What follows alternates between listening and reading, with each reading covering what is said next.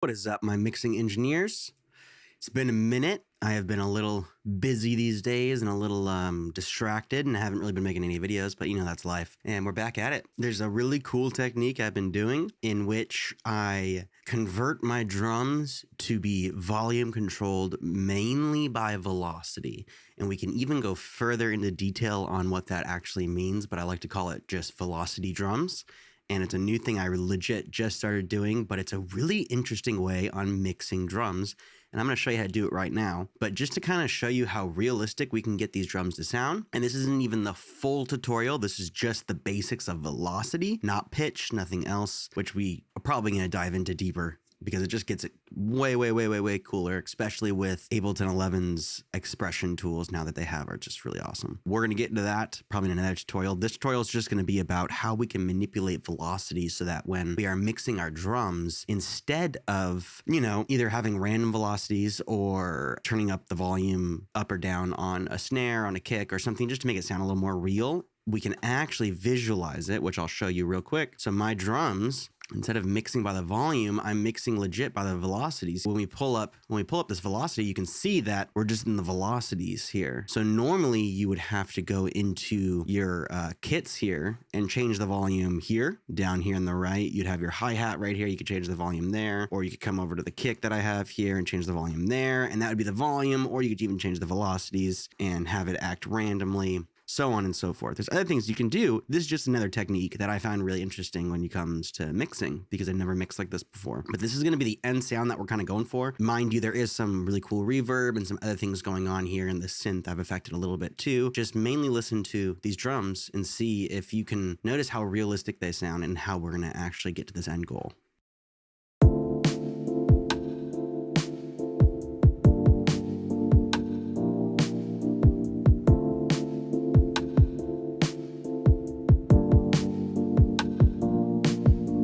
Pretty cool.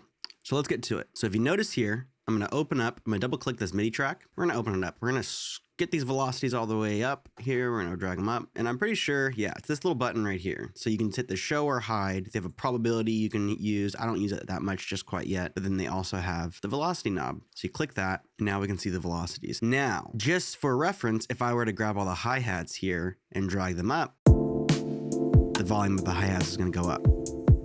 Now, if I were to grab the snare, same thing.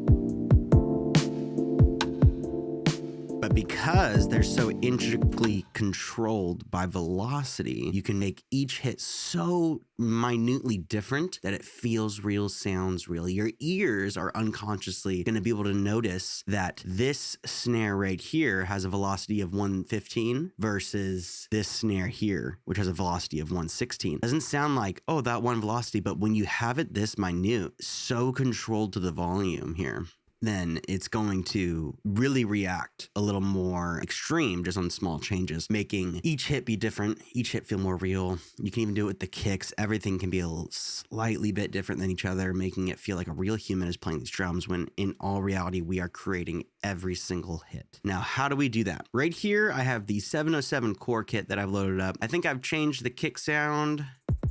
I've also changed, I think, the hi-hat sound. I have them being fed through a send to a reverb right here, which that's not gonna be part of this tutorial. It does make it sound cooler, but we could get in that and do another tutorial. What I'm really showing is how to edit these parameters over here on the sample side so that you can control the velocity the same way I am. Velocity mixing your drums. So if we go to this kick here, my first kick, what I've done is come over to your sample here. You turn this volume velocity all the way up to 100%. You're gonna turn the volume down to 36, negative 36. And so what that's doing is making it, the velocity is 100% controlling the volume, whereas the volume is starting at the lowest it can start. So it's quietest, it's where it's starting, meaning at 1% velocity is negative 36 dB. Doesn't really make sense to you right now, it's totally fine. So I did the same thing with our hi-hat here, 100% velocity, negative 36. And then I think we got this snare, negative 36 volume. If you go over to controls here, depends on if you're on classic, one shot, or slice on where it's going to be, this velocity button. But over here, volume velocity,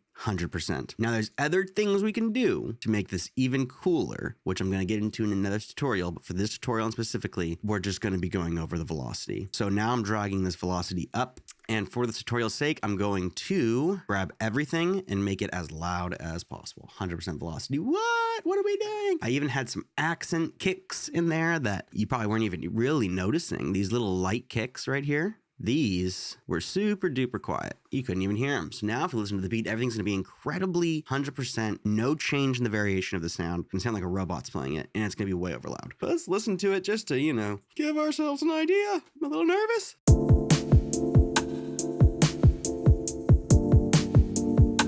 That's about as much time as I'm going to give that. That does not sound good at all. So first things first, I want the kicks to be loud. We're going to leave the kick at 100 for now. We're going to bring these hi-hats down. So what I like to do when I'm starting a fresh drum set like this is very fresh, is first level everything before you get these variations in. And because we have it all to velocity, instead of having to go turn down the volume from the sample itself, I can just hold Alt and drag. I'm going to bring these down to about 70. Maybe a little louder. Let's try 86, 85. So reasonably, that's good. And they're all going to be the same. Let's bring the snare down to about 100. A little louder. I'm going to bring it up to about 118. A little quieter, 115. Little louder, 1617. See how minute these changes can be.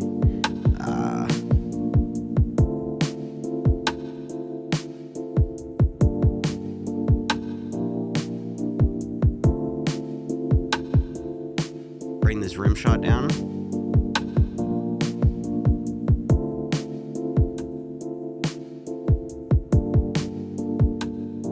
See, I love being able to do this straight from the velocity window. It makes mixing the volume so quick. And you can visualize it too. You can see what's the loudest, what comes next, the snare. It's kind of what we always want. Then the rim's a little bit behind the snare, and then these hi-hats are just accenting everything else. You can actually visualize the volumes.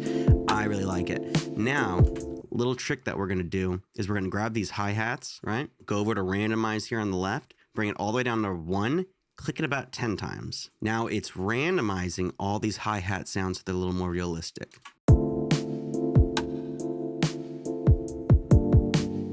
See how every single one's a little different? Kind of feels like someone's really playing it. Interesting. All right, let's take these snares. I'm gonna click this randomize at 1 around 5 times. Don't want to mess them up too much. I'm gonna go to the rim, do the same thing just a couple of times. We do want them reasonably the same volume. I'm gonna go to the kick and do it like once or twice. Just a little variation in the kick. We don't want too much variation in the kick.